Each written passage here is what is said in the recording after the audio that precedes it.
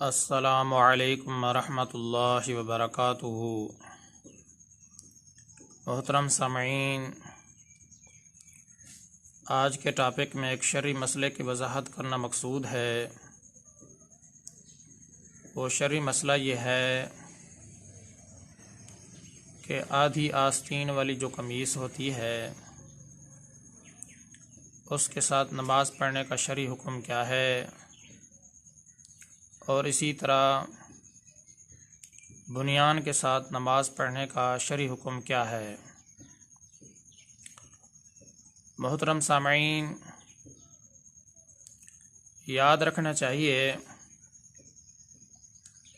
اگر کوئی عذر ہو،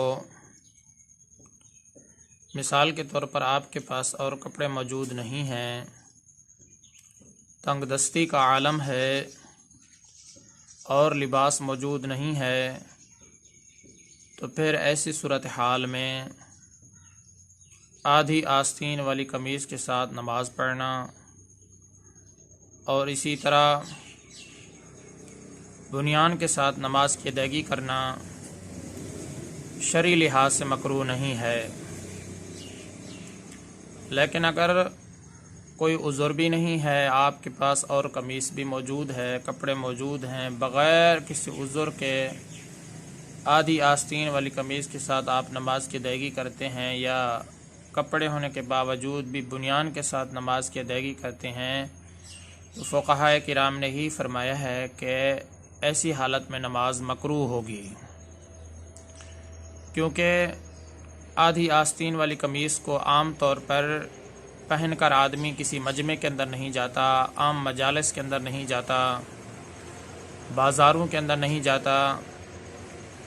آدمی بنیان پہن کر کسی شادی بیاہ کی تقریب کے اندر نہیں جاتا، عام جلسہ گاہ میں نہیں جاتا۔ الغرض جہاں کہیں بھی اس کو جانا ہوتا ہے تو ایک مخصوص اور اچھا لباس پہن کر وہاں جاتا ہے۔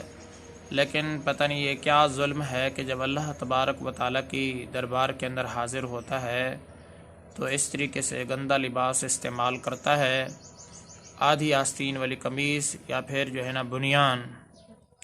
تو ایسی صورتحال میں فقہائے کرام نے یہی فرمایا ہے کہ آدھی آستین والی قمیص اگر آپ کے پاس اور کپڑا موجود ہے نماز پڑھنے کے لیے، اور اسی طرح بنیان کو استعمال کرنا جبکہ اور کپڑا موجود ہے، کوئی عذر بھی نہیں ہے، تو پھر ایسی صورتحال میں نماز مکروہ ہوگی۔ اور دوسری بات یہ بھی ہے، کراہت کی وجہ یہ بھی ہو سکتی ہے کہ کوہنیوں کو کھلا رکھنا بذات خود ایک مکروہ اور ناپسندیدہ عمل ہے، کہ آپ کی کوہنیاں نماز کی حالت کے اندر کھلی رہیں، یا ویسے بھی عام مجمع کے اندر کوہنیوں کو کھلا رکھنا بذات خود ایک مکروہ اور ناپسندیدہ عمل ہے۔ کراہت کی وجہ یہ بھی ہو سکتی ہے کہ نبی علیہ الصلاۃ والسلام سے آدھی آستین والی قمیص کا پہننا بالکل ثابت نہیں ہے۔ آپ علیہ الصلاۃ والسلام نے ساری زندگی ایسی قمیص زیب تن نہیں فرمائی۔ جب یہ قمیص خود خلاف سنت ہے تو اس کے ساتھ نماز پڑھنا بھی خلاف سنت ہوگا۔ تو فقہائے کرام نے یہی فرمایا ہے کیونکہ عام مجمع کے اندر ایسا لباس استعمال نہیں کیا جاتا، اور اسی طریقے سے کوہنیوں کو کھلا رکھنا بذات خود ایک ناپسندیدہ اور مکروہ عمل ہے، اور ایسی قمیص کا استعمال ساری زندگی میں آپ علیہ الصلاۃ والسلام نے نہیں کیا۔ تو ان وجوہ کی بنا پر اگر کوئی عذر نہ ہو تو پھر ایسے کپڑے کو نماز کے اندر استعمال کرنا مکروہ ہے۔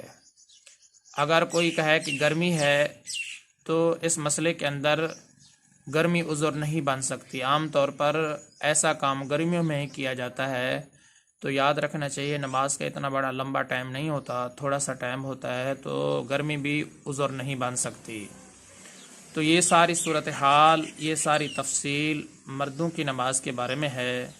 جہاں تک عورتوں کا معاملہ ہے، اگر آدھی یا آدھی سے زیادہ آستین ننگی ہے تو پھر تو عورتوں کی نماز ہی نہیں ہوگی، ایسی نماز کا اعادہ ضروری ہے، اس کو دوبارہ پڑھنا پڑے گا۔ اگر آدھی قمیص سے کم ننگی ہے آستین تو پھر اس کے بارے میں فقہائے کرام نے یہ فرمایا نماز تو ہو جائے گی لیکن کراہت کے ساتھ اس کی نماز ہوگی، کہ اگر آدھی قمیص یا آدھی سے زیادہ ننگی ہو آستین تو پھر تو نماز ہی نہیں ہوگی، ایسی نماز کا اعادہ ضروری ہوگا۔ لیکن اگر آدھی سے کم ہو تو پھر ایسی صورتحال کے اندر فقہاء کرام نے یہی فرمایا ہے کہ جو نماز ہے نماز تو ہو جائے گی لیکن پھر بھی مکروہ ضرور رہے گی۔ تو محترم سامعین، آدھی آستین کو اور اسی طریقے سے آدھی آستین والی قمیص کو نماز کے اندر استعمال کرنا یا بنیان کو استعمال کرنا نماز کے اندر، اگر عذر ہے تو پھر ٹھیک ہے، کوئی کراہت نہیں ہے، لیکن اگر کوئی بھی عذر نہیں ہے تو آدھی آستین والی قمیص کو نماز کے اندر استعمال کرنا مکروہ ہے۔ آدمی کسی بھی مجمع کے اندر نہیں جا سکتا، اور کوہنیوں کو عام طور پر بھی کھلا رکھنا ایک مکروہ ناپسندیدہ عمل ہے، اور نہ ہی نبی علیہ الصلاۃ والسلام سے ایسی قمیص کا پہننا ثابت ہے۔ گرمیاں بھی اس کا عذر نہیں بن سکتی۔ تو یہ حکم ہے مردوں کے بارے میں، لیکن عورتوں کے بارے میں یہی حکم ہے کہ اگر آدھی یا آدھی سے زیادہ آستین ننگی رہ جائے تو پھر تو نماز نہیں ہوگی، اعادہ ضروری ہوگا۔